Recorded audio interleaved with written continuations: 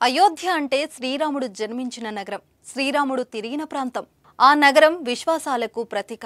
అయోధ్య రామ మందిరం ఇది కేవలం ఒక పేరు మాత్రమే కాదు, కొన్ని కోట్ల మంది హిందువుల ఎమోషన్.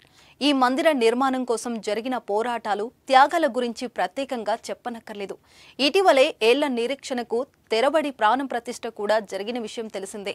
ఈ విషయం ఇప్పుడెందుకు చెబుతున్నారు అనుకుంటున్నారా? ఆగండి, అసలు విషయం అక్కడే ఉంది. శ్రీరామచంద్రుని ప్రాణప్రతిష్ఠ వీడియోను చూపిస్తూ ఓ రోగికి బ్రెయిన్ ఆపరేషన్ చేశారు. మరి అది ఎక్కడా, ఆ వివరాలు ఏమిటో ఇప్పుడు తెలుసుకుందాం. అన్ని రకాల చర్మ సమస్యలకు శాశ్వత పరిష్కారం ఈ శ్రీత 9281458181.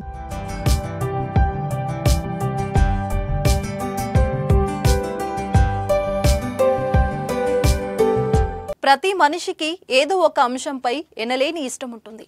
అలాంటి ఇష్టం ఉన్న అంశాన్ని ఎన్నిసార్లు చూసినా చదివిన వారికి తనివిని తీరదు. అందుకే వైద్యులు సైతం కొన్ని క్లిష్టమైన ఆపరేషన్ సమయంలో సదరు రోగి ఇష్టాలను తెలుసుకుని ఆ వీడియోలను ప్రదర్శిస్తుంటారు. గతంలో ఇలానే ఓ వ్యక్తికి పోకిరి సినిమాలో డైలాగ్ చూపిస్తూ ఆపరేషన్ చేశారు.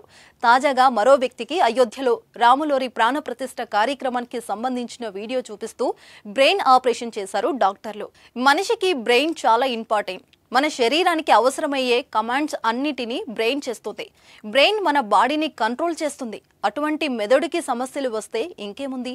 అలా అత్యంత క్లిష్టమైన మూర్ఛ రోగంతో బాధపడుతున్న మణికంఠ అనే యువకుడికి గుంటూరులోని శ్రీసాయి హాస్పిటల్లో డాక్టర్ భవనం హనుమ శ్రీనివాస్ రెడ్డి బృందం శస్త్రచికిత్స చేసి యువకుడికి మరో జీవితాన్ని ప్రసాదించారు డాక్టర్లు.